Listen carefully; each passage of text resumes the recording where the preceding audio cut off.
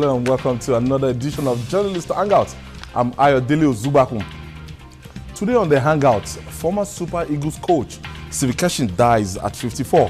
Two pensioners dies in Bayelsa State during verification exercise, and later in the program, Vice President Oshibajo holds talks with South governors over militant attacks. So if you're ready, let the Hangouts start now.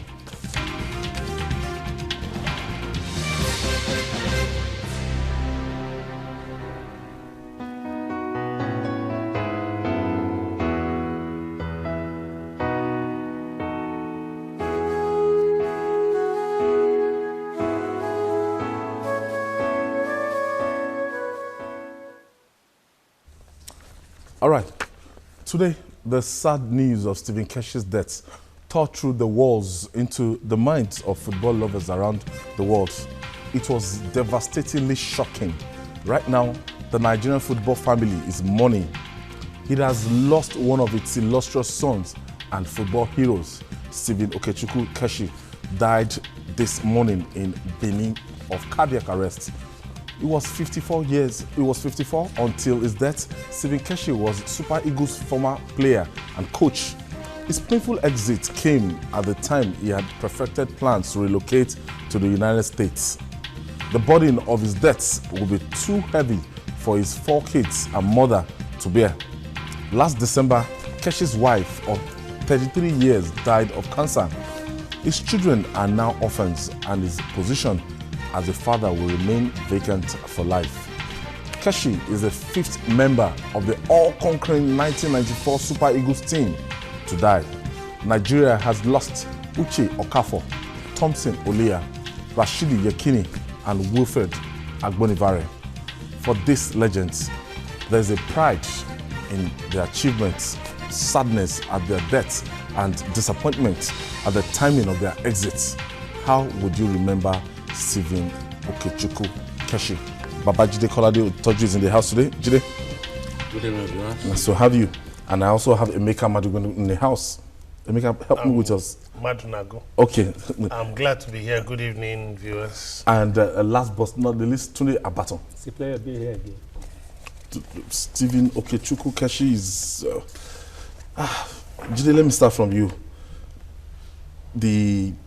How did this man, what is the earliest recollection of Stephen Keshi, and his service to his fatherland? Yeah, Keshi, I had been following him since his days as Fimbas. The Lagos Principals Cup was like a national football tournament at that time. Everybody, felt like watching it because some of the biggest players that emerged from this country actually played the Principals Cup. Michael Dominic, Franklin Howard, Wakilo Yenuga, so many of the big players played the Principals Cup, and Keshi, Henry Wosu, they also played the Principals Cup. So Keshi played the Principals Cup, played for the Nigerian under-20 team. But my most memorable, probably the earliest memory of him was in October 1991. We were preparing, it was a World Cup qualifier between Nigeria and Algeria. Politicians and all kinds of people put pressure on the coaches of the national team and prevailed on them to bring back Christian Chukwu, the captain of the 1980 Green Eagles team that won the Nations Cup by beating Algeria 3-0 in the final. So Keshi, Christian Chukwu had retired from the national team, at the age of 29 at that time.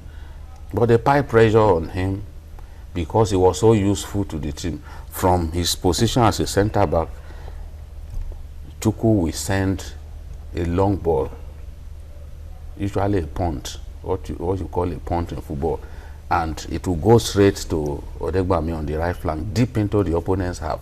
He was so accurate with it, and we got many goals. through that. You know, Odegba was very athletic. He could run, you know. He was using the channels very well, both the right and left channels. So we brought Chukwu back, but Chukwu was not fit.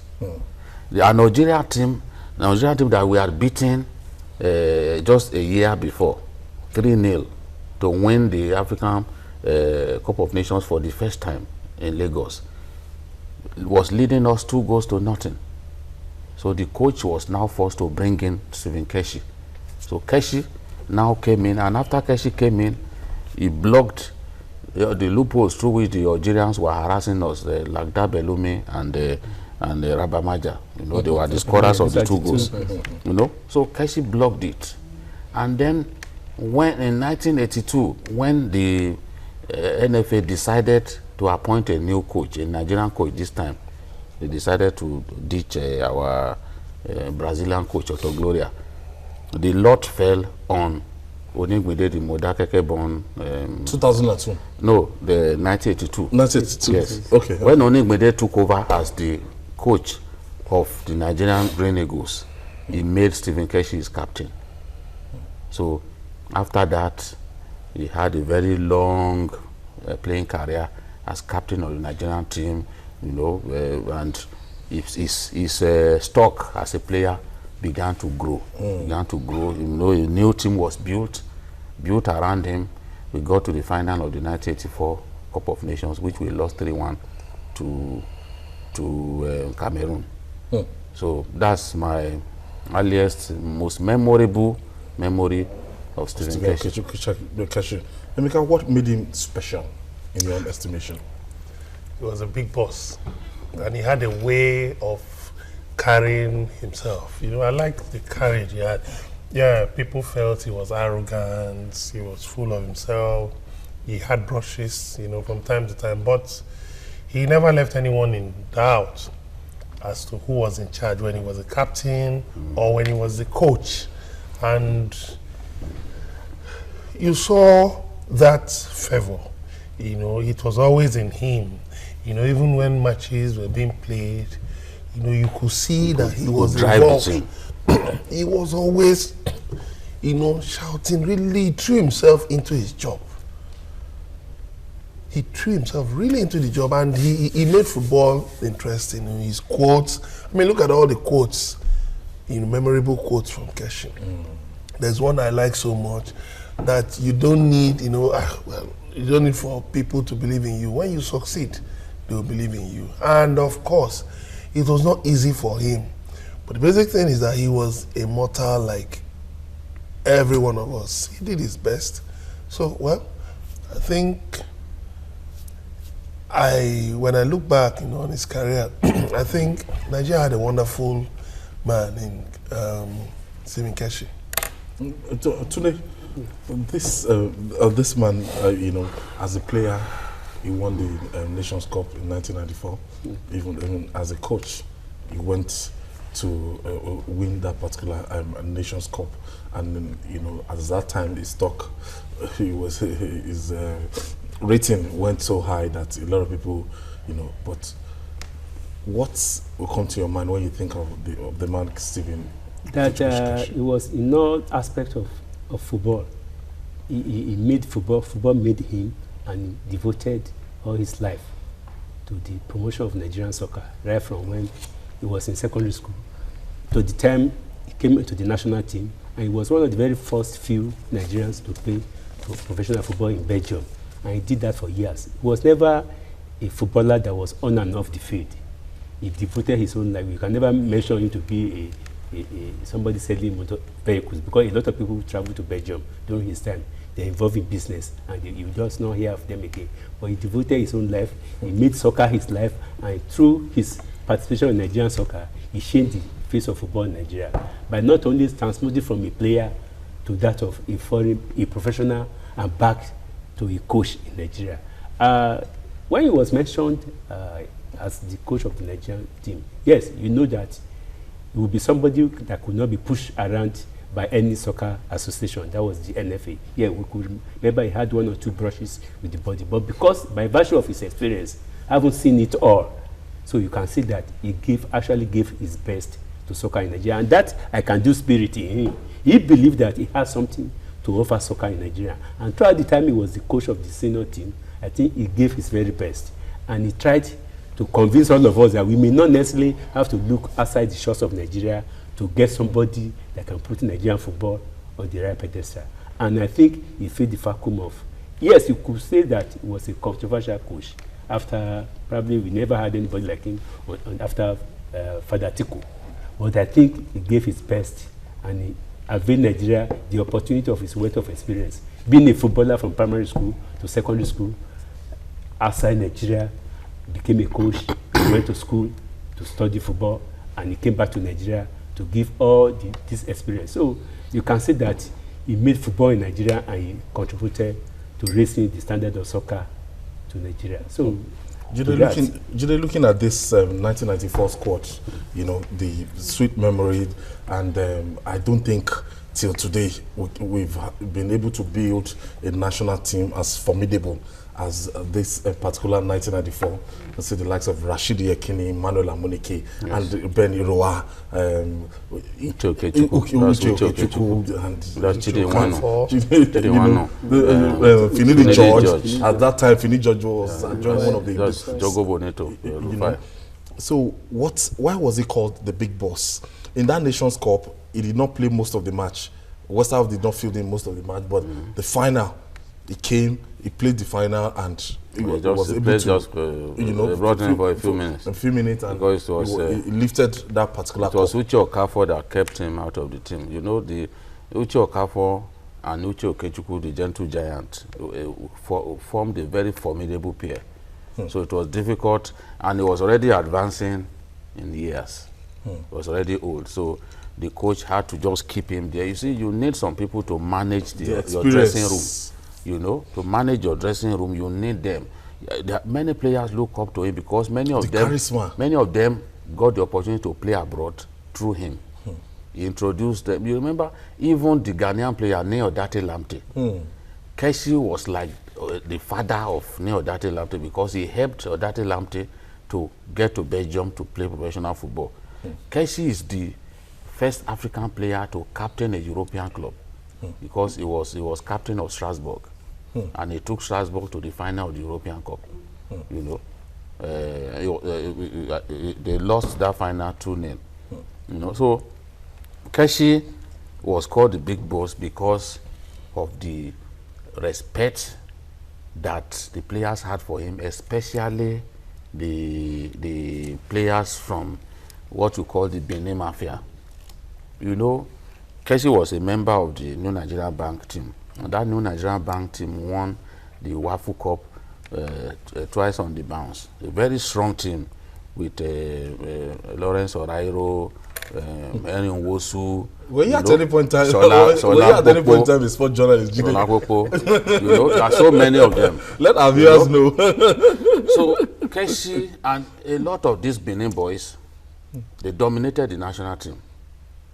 You had them, people like Sunday Eboigbe, the one that Benin people nicknamed Sunday New Benin, because he used to sell newspapers in Benin City. Yes, in Benin market. You know, before he took to football full time, he was a newspaper seller. So I mean, the newspaper vendor. So they nicknamed him Sunday New Benin. They were all in the New Nigerian Bank team. You know, remember Augustine Igbinabaro, the short Augustine Igbinabaro, who played for the Nigerian under-20 team in 1985. These were seen boys, Humphrey Edobo. They were all seen as Keshi's boys because they were all from the Benin. And they dominated the national. They had more players in the national team. So you must respect them. You must kind of obeisance to them. Yes, you must show regard for them in taking decisions. So if those boys would turn against you, I think it was the rift between Stephen Keshi and Rashidi Yekini that led to Keshi being called the Big Boss. Because that was how... Tell us about that. Now, we were preparing, we played a World Cup qualifier against Cote d'Ivoire, and we lost away 2-1. Samson Siasia had the opportunity to pass to Yekini. But because Yekini had quarreled with Keshi in training earlier. And Keshi said, when did you get to the national team? You too, you are beginning to see yourself as a big boy in this national team. And Yekini said, I joined the national team since 1982. When Babaginda took over the team. You know, Yekini used to play for UNTL in Kaduna before Shooting Star supporters. They identified him. So Arewa Tex in Kaduna before they identified him, and now brought him to Shooting Stars. And Shooting Stars and Green Eagles, our own national team, played a friendly, and Yekini scored 2 goals. So they say, so this boy has scored against his own club. So that was how attention shifted to him. So Yekini felt he had matured in the national team and that he should be able to speak about things that are not good. So because of that, in the course of the game, Sia had the chance to give Yekini a pass for Yekini to score, but Sia didn't give him that pass. Because of that, Westerhoff was very angry with Sia, even benched Sia for some games. Until Okocha began to hold on to the ball for too long. And then when they got to the World Cup, he didn't field Okocha in the big games. The 2 games that we won in the 1994 World Cup, Okocha did not play them. That's the first game against Bulgaria that we won 3-0. It was Samson Sia that played as a makeshift playmaker. Then we also beat Greece. He also benched Okocha for that game, but he used him in the game against in Argentina, which we lost, and the game against Italy, where we were eliminated. Second round. So Westerhoff said a striker must have what you call peripheral vision. Peripheral vision means you don't have to look in that direction before you see that a player is coming, and then you give him a pass. Because Sia claimed that I didn't see Yekini. So, but Yekini, in the interview that he granted one of the newspapers, I think it was Vanguard, he described Keshi as the big boss. He said they decided not to pass to me because of my quarrel with the big boss, and that name stuck. But you see, on the field of play, his style of play and the way he rallied the team was made that name even more fitting. In French West Africa, they call him Stevan. He was clearly the most popular Nigerian player in French-speaking Africa, and I'm not surprised that his first real job on the continent was. I'll come back to you. I'll come back to you with that one, Jide, that particular because he was able to make exploits. Apart from being the national team coach, he was able to go to other African countries to make his mark. Emeka, when you look at players like this, he contributed, and at the time he won the Nations Cup, at that time, the whole country, even states, were hosting the Super Eagles one by one, and the profile, at what point in time, it fell out with the Nigerian Football Federation and led to his exits. And after that time, the next thing we heard about the death of his wife last December of cancer, and it's so shocking for us to just that we might not, at 54, it's somebody that one day we might be needing his services again, but death has robbed us. Yeah, there was expectation that he might still come back, because Keshi had a big stature. He had that exposure. He had the exposure, he had the contacts, he knew how to handle the players, he knew how to put everybody in their place. But well, unfortunately, the way life is, you win some, you lose some. So yes, there was a time everybody wanted to associate with Keshi, but there was also a time when the national team's fortunes were not bright. The results were not coming. And of course, the fans are always impatient. They just want to see. I can't even compare him to Sunday Olise, because it was a different story entirely when Olise took over. Well, that's the unfortunate lot of coaches worldwide. Of course, you see at times, you see a coach might be in his glory, shining, blazing, but make some tactical blunders, you know, or let your especially team, Nigerian fans. let your, all over the world. All over the world. Let me tell you what happened. In 1986, Morocco qualified for the World Cup for the first time and got to the second round. They lost the second round match to West Germany by a free kick taken by Andres Muller. After that, before that time, the coach, Jose Faria, is a Brazilian. The king of Morocco, King Hassan of Morocco, you know, took special interest in him. He converted him to Islam. And they gave him the highest national honor of Morocco. Then they went to the World Cup. After he lost, Morocco hosted the World Cup, I mean the Nations Cup in 1988, remember Maroc 88. And then they were eliminated by Cameroon, I think in the quarterfinal. Everybody turned against Jose Faria. The same man that they gave their highest national award, the same man that they converted to Islam, they chased him away. That's the That's the unfortunate lot of football. I want us to talk about this 1994 team. Keshi will be the sixth, man that will be losing from that team. Uche Okafor, Thompson Ulia, Rashidi Ekini, and goalkeeper Wilfred Agbonivare. And Keshi is just joining them. Will be the sixth. And since 1994, apart from that 94, Atlanta 96, we've not been able, to assemble a national team like that 1994. Before that World Cup, the national team, Nigeria was rated the fifth. Even at a point in time, Finidi George was rated one of the best right winger in the world. These guys came and they made exploits. And Stevie Keshi is part of this particular squad. Well, if you look at it very well, you will note that immediately after the disbandment of some private soccer clubs in Nigeria that were making waves, Abela Babes, Leventis United, these are the clubs that produce all these greats. Something went wrong with Nigerian football administration. After Westerhoff, you have Troze. After Troze, we have a lot of... No, before Westerhoff. We have Mafrehuna and some other things. But you know that something went wrong with the administration of Nigerian football. And that is what interests me most. Why is it that consistently since 1996, we have been dropping on the rating of African football? Because the way we administer football in Nigeria is so bad. And that one, in a way, contributed to the exodus of the best brain from Nigeria. Most of them are not even patriotic about their country. For instance, we look at during the 70s and 80s, when you watch players from Enugu Rangers, ICC Shooting Stars, playing for their club, they were much more devoted. Abiola Babes. They were much more devoted to their clubs rather than coming to play for Nigeria. Because when it gets to the national level, our football administration is almost nil.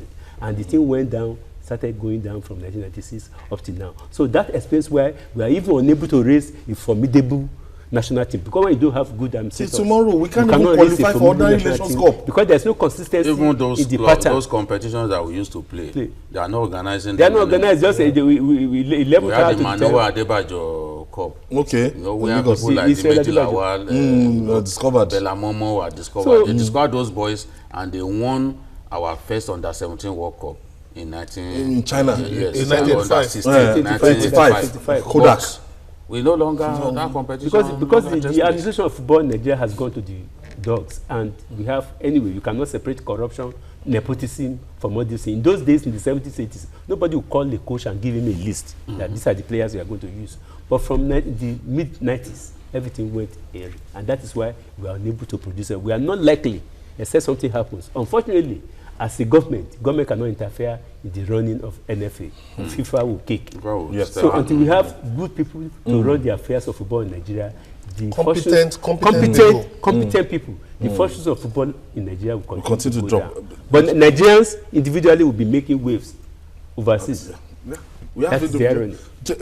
When you look at the national team, when you look at as at that time, it was captained, that 1994 squad was captained by Okechukwu Keshi. Yes. And as at that time, everything was so Clemens Westerhoff, he brought a new touch to our national team.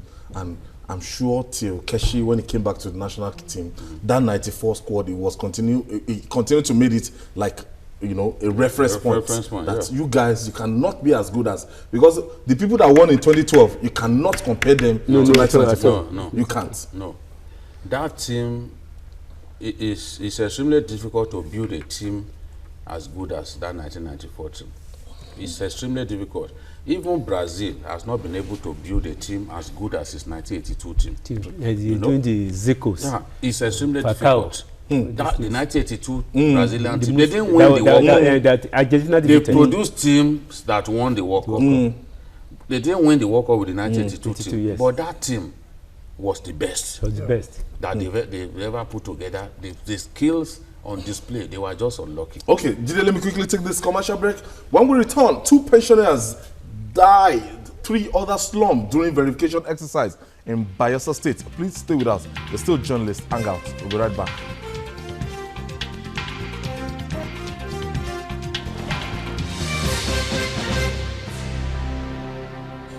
Welcome back. Still a special one on Stephen Okechukwu, Keshi, and Jide.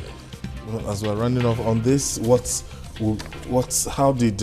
make results that people are interested in?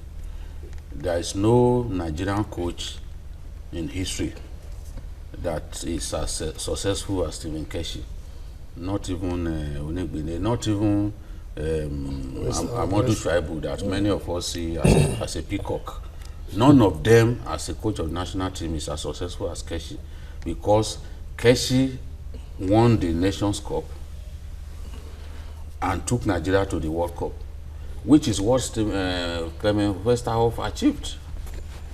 And he got to the second round. Westerhoff also got to the second round. No foreign coach took Nigeria to the World Cup and went beyond the second round. Bora Milutinovic couldn't take us to the quarterfinal in 1998. So Keshi took us to the second round of the World Cup, just like Westerhoff. Keshi won the Nations Cup, just like Westerhoff. So there is no foreign coach that we have ever had that has achieved more than what Keshi has achieved, if we are looking purely at results. And there is no indigenous Nigerian coach that achieved up to what Keshi achieved. Okay. We have the son of Mohammed Babangida, that is the former military head of state. Ibrahim Babangida, the son of Ibrahim Babangida, the former head of state, on the line. Hello, Mohammed. Hello, good afternoon. Good afternoon, Mohammed. How are you? I'm doing well, thanks. How are you? How is the general? He's doing well. I've been trying to see if I could get you guys to speak. Okay. So I don't know how you propose we go ahead with this. Because in the last 48 hours, it has been it has been all over the net and everywhere in Nigeria that IBB is no more. Yes, unfortunately, it's still hale and hearty, so I don't know who's been filling such rumors. Where are you calling from, Mohammed? I'm presently in Mina. Okay, you're in Mina, Niger State. Yes. And you're confirming that the general is still alive? He's hale and hearty, no issues. Is he in Nigeria? He's out of the country, but will be back by the weekend. Okay. Okay, very good. Is hale and hearty, Jide? Yes. It's good to hear this. That our armored general, one of the best officers from the armored corps of the Nigerian Army. Do you have a question for Mohammed before he leaves? Yeah, this is good news that the general is alive. How has he taken this whole stories? Is there, is not there? How has he taken it, Mohammed? This will be the second time, from last month, I think this will be the second time we've been hearing such nasty rumors. And we think it's like everybody should, who has strong faith in God, that everybody will take steps, no matter how high or how low, or wherever you find yourself.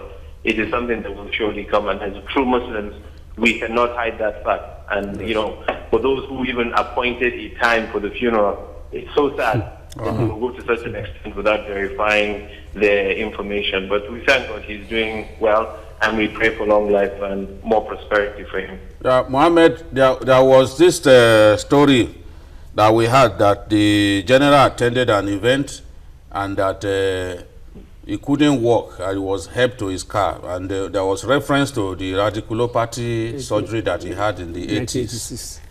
Yes. Is there any substance to that story? I think that was the first outing he made after coming back from recuperation. Obviously, as you can appreciate, the radiculopathy was something that happened really in the late 80s. And since then, he's been having some nagging issues here and there, considering the age factor as well. So the first outing was a bit of a challenge, but since then, he's been undergoing a lot of physiotherapy, and he's stable right now. Yeah, your father still carries a bullet from the Civil War. Why has the bullet not been removed from his body? No, you see, even the location of that is different from where the actual issue is currently. Like you said, he was struggling with his mobility, and the location of the bullet is not even near the leg area. So you are confirming that General Ibrahim Badamasi Babangida is still alive, hail and hearty. He's very much alive. I thought I had him on the phone. He would have spoken to you. You would hear his voice. But I'm having issues connecting with him. But if you keep trying, and give me a few more minutes, let me try him back. And okay, we'll keep trying. Our subsequent bulletin and news. We would like to speak with him. We would like to speak with General himself to tell Nigerians. At any time, I can call you back, even in the next 2 minutes. Okay. Yes. All right. Thank you, Mohammed Babangida, calling us from Mina in Niger State, telling us that General Ibrahim Babangida is still alive. That's the problem we have with social media now. Somebody will just sit down and concoct a story will go viral. Yeah. And without even finding out from the family. The thing about the social media is it's like bow and arrow. Once the arrow goes out, you cannot send it back.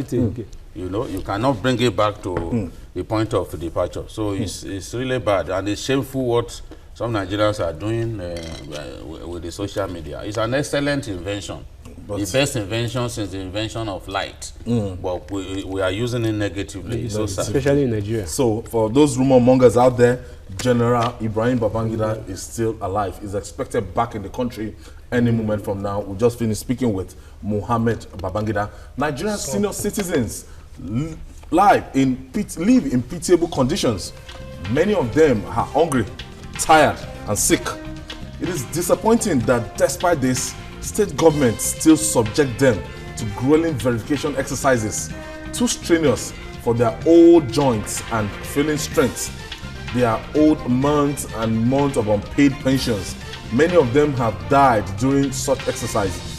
Sadly, 4 pensioners collapsed in Bayelsa State during a verification exercise on Monday.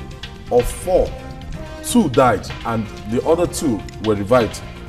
The next day, another pensioner slumped and is still in coma.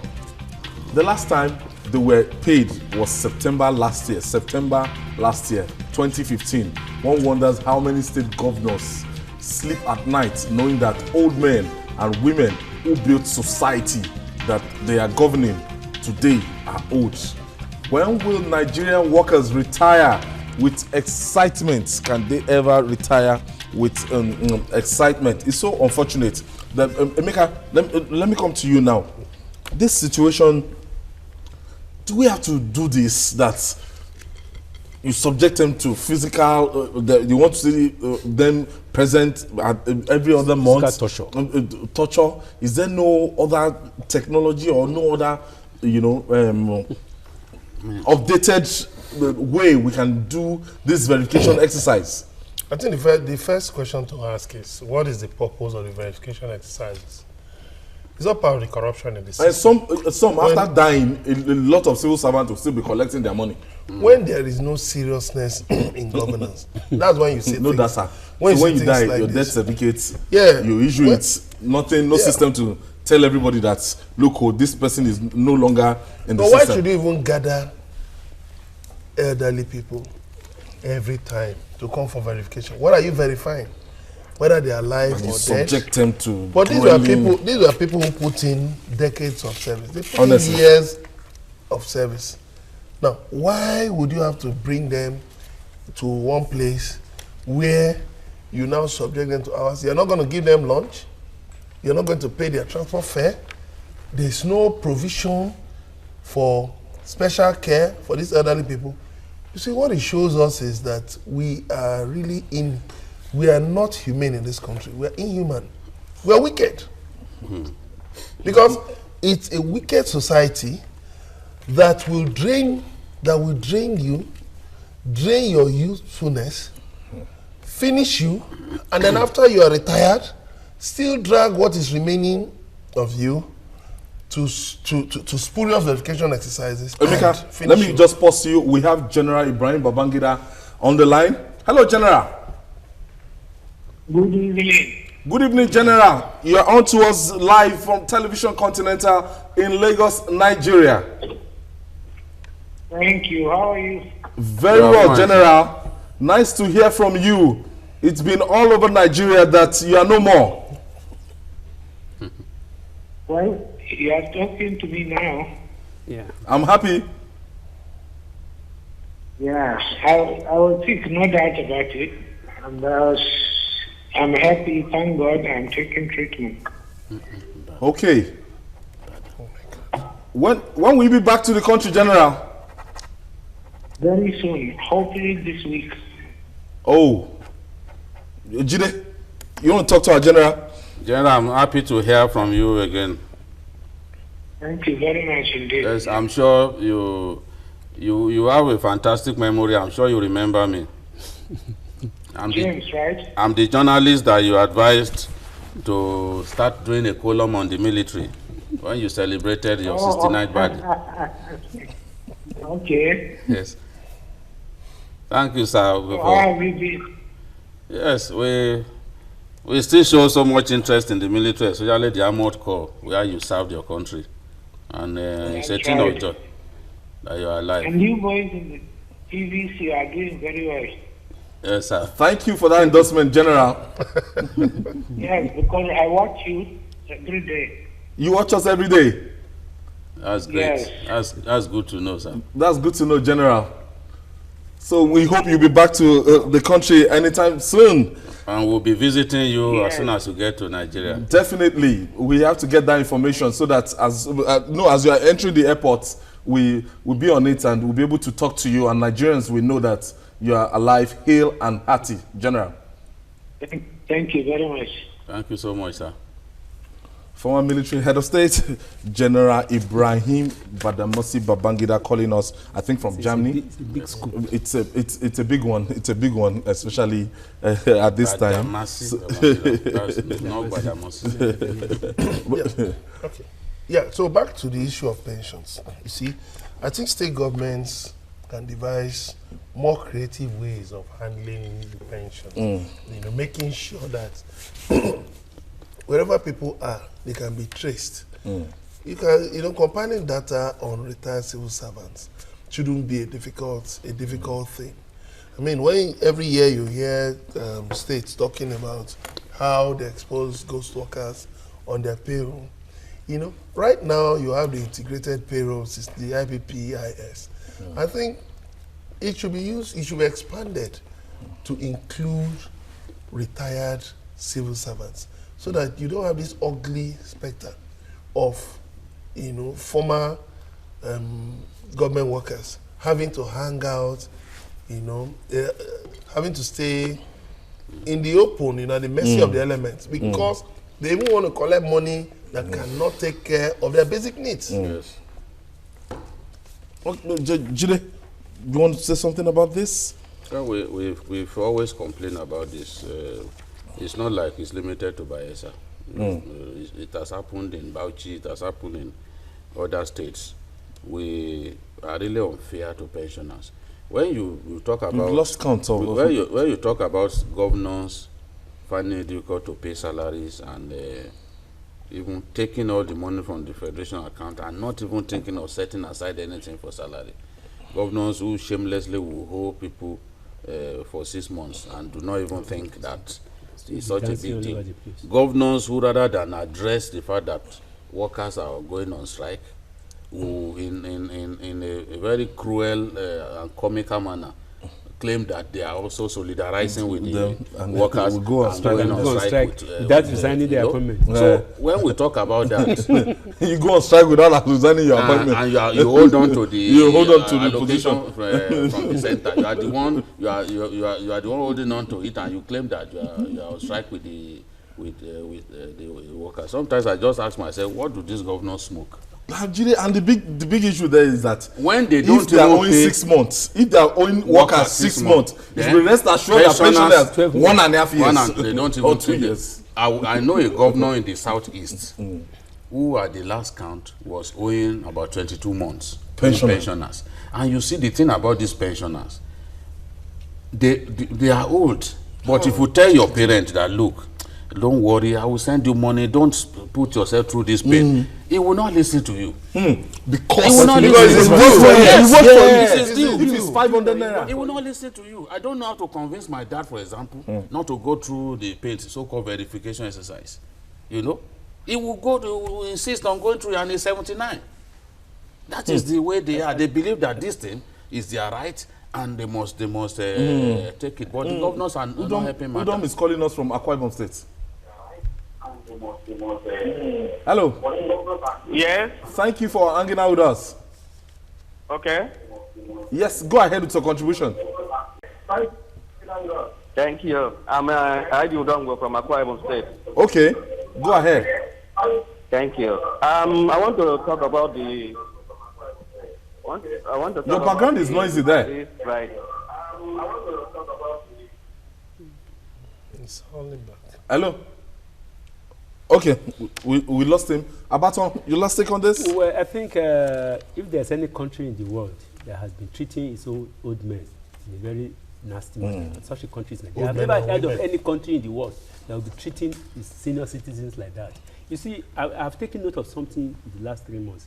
Most of the first generation bank, when you get there, either UBA, First Bank, there's a corner for senior citizens. Yeah, I'm not making advertisement, but that's what they have been doing, including interconnection bank, which means when you are a particular age, they will just beckon to you, come, sir. So that you don't have to queue with the don't regular have to people. queue. And that is how that is being humane. That is how to treat elderly people. But those people who work for 30 years, most of the governors we have now, those people who are passing between 60 and 70 now, they were probably in secondary school when they retired. And yet they are still subjecting them. I just want the federal government to do something. All the 36 states in Nigeria, the money for pensioners should be channeled into what they call consolidated revenue account, whereby no governor can touch it.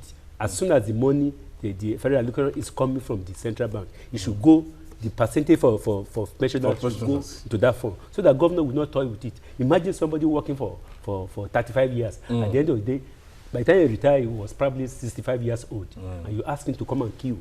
Those people who are stealing business from Nigeria. Now, come to think of it, most of these states that are guilty are states that collected money last year from the federal government to pay workers. Bailouts. Most of these similar bailouts. Last year, somebody, a 74-year-old man, collapsed in Benin and died in the process, waiting to collect probably 5,000 or 10,000 naira for somebody who has worked for 30 years. So we are, the way our leaders are treating old people, I doubt it whether they are praying that they should get old.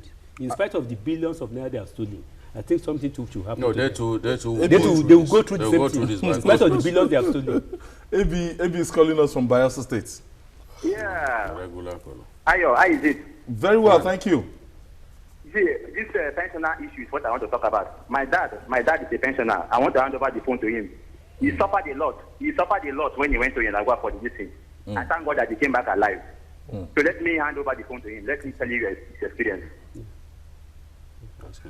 Hello. Hello.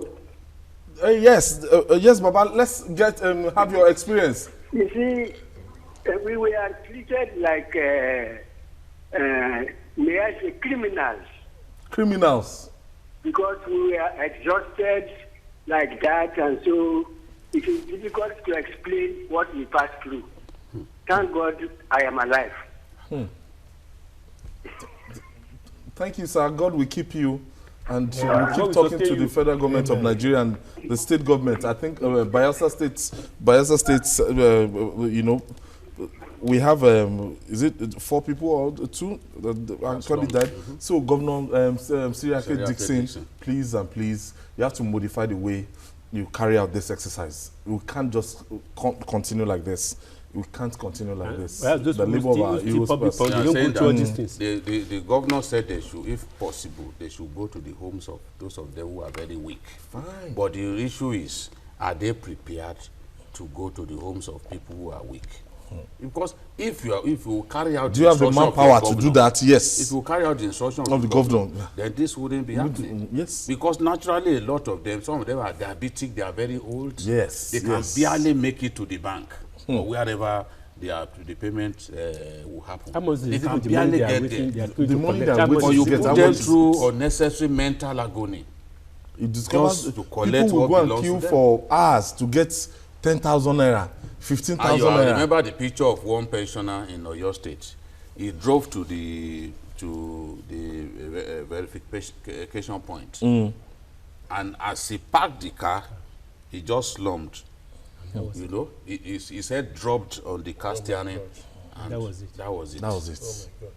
So and so many have died like that. Why any society that takes delight in inflicting pain on the elderly, there is no way that society can grow. Cannot grow. You just be moving around in circles, and you won't be able to explain why real growth and development is not happening. You shouldn't be treating people And like this. for you to, Emeka, for you to get your legitimate income, if you don't steal all through your 35 years, when you think about something like this, when you think about this process, that is what I feel motivates some feel people, like that I want to secure my future. My future. I don't want to go through this kind of, you know, what kind of message are we passing? No, I think basically for the younger generation, of course, I know once you get to 10 years in service, you are, I think you're pensionable. 12 So, years. 12 years. 12 years. Yes. So maybe the message for them is when you get to that level, better think Look for of something to adding do. some other things or get out and go and find something else to do.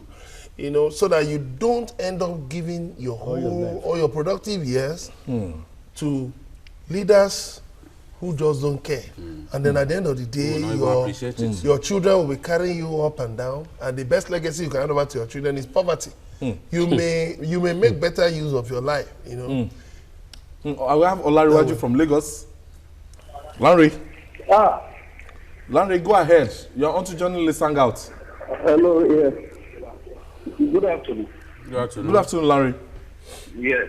Please, I want to, I don't know, I don't understand why, when will this government stop all this verification for these senior citizens in this country? I think there's supposed to be a database where all this verification process, their money should just be eating their account every month. They don't need to be going for any verification or something anymore in this country.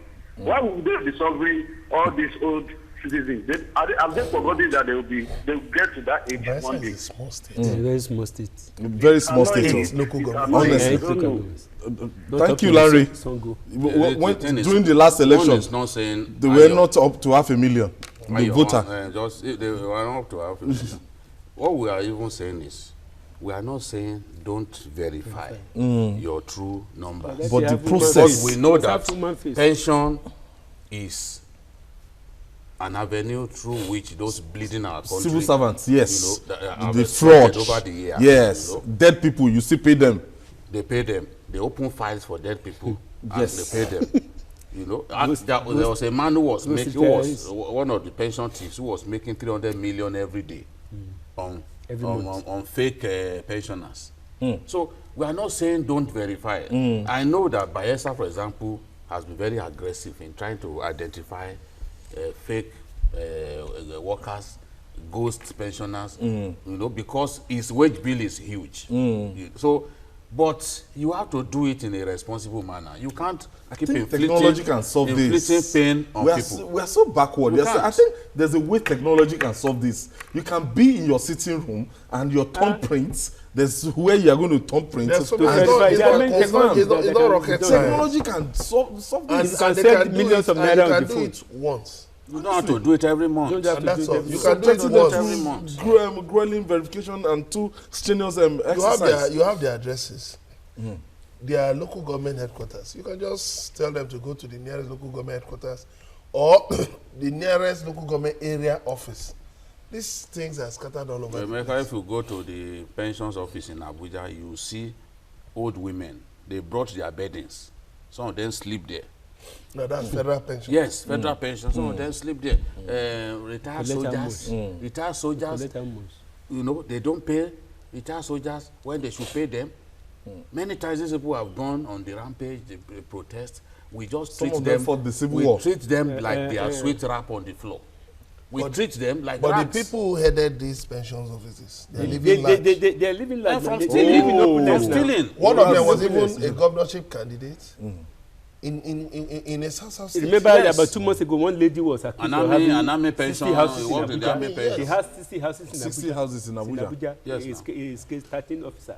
He's case 13 I mean, 60 houses in The Abuja. one from Kogi State. That's madness anyway. The one from It's madness. Shaibu It's madness Taidi. Shaibu Taidi, who was arraigned for pension stealing, kept 4 billion cash, 4 billion naira cash in his house. 4 billion And naira. EFCC a day after his- many houses from him, even He filling went, he traveled stations to and Dubai. other civil He was declared servants. wanted. we're A just- day after he traveled to 4 Dubai. billion No, naira that's a cash different in person. the house. Maina, And the that's human Maina. being is, Maina. oh my God, these people they're heartless. Very wicked people.